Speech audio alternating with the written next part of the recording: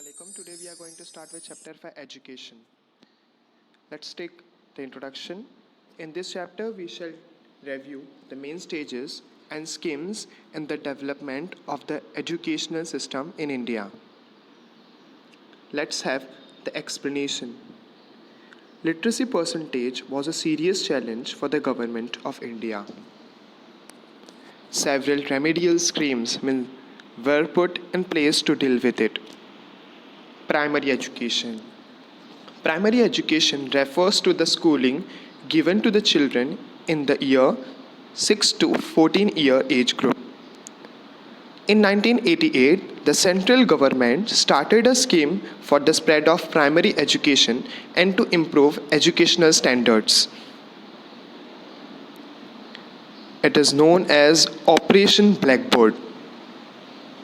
The government made funds available to help improve the standard of the schools and to fulfill maximum and minimum educational need to the women, such as at least 2 proper classrooms, toilets, one of the 2 teachers to be female, a blackboard, maps, laboratory apparatus, a small library, a playground, sports equipment, etc. This scheme helped the primary education system to gain some momentum. In 1994, this scheme was expanded and provision was made for more additional classroom and for appointing 1 more teacher in the schools with an enrollment of more than 100 students, with priority given to girls' schools, schools with a majority of scheduled caste and scheduled tribes students, and schools in rural areas. It was made binding upon the state government to appoint female teachers to 50% of the post in school. In 1994, the District Primary Education Program, known as DPEP, was started with the objective of universalization of primary education.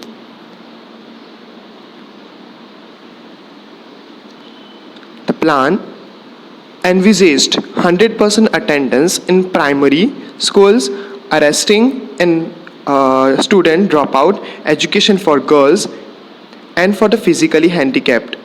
It included programs such as research on and evaluation of primary education, alternative education, creating societal awareness, etc. The midday meal scheme was started in the year 1995 to provide proper nourishment for students. Secondary education. After independence, Education Minister Maulana Abul Kalam Azad decided to bring about fundamental changes in the field of education.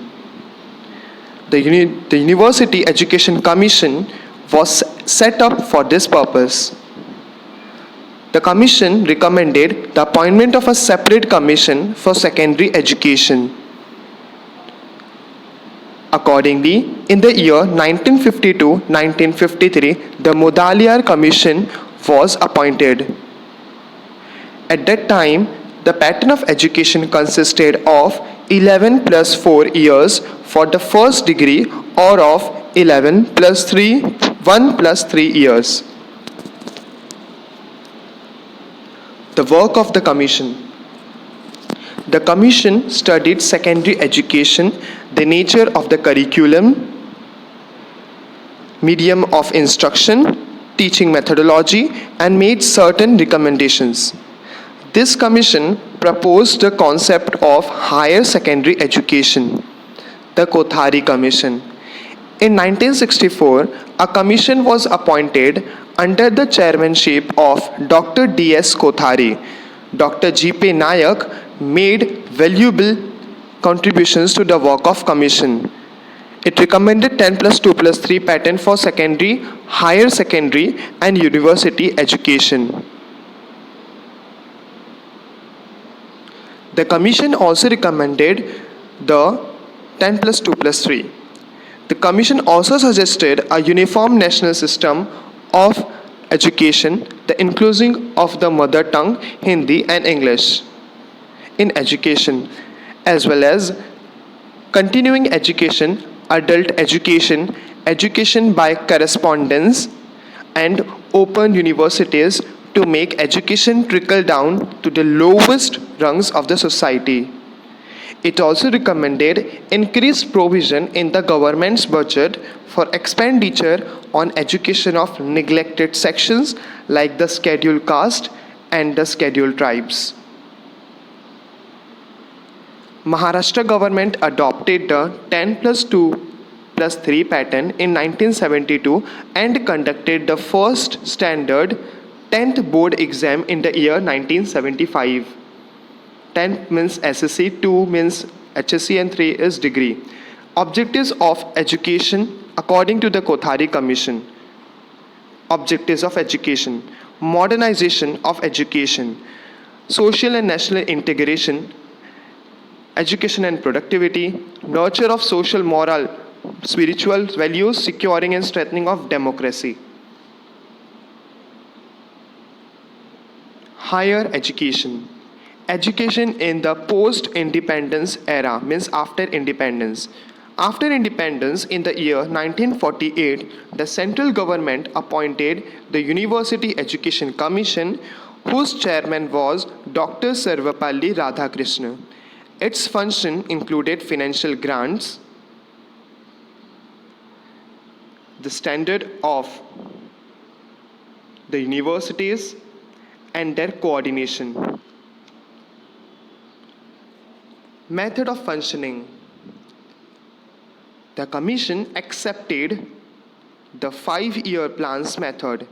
It began to sanction and disburse grants to the universities on behalf of the government.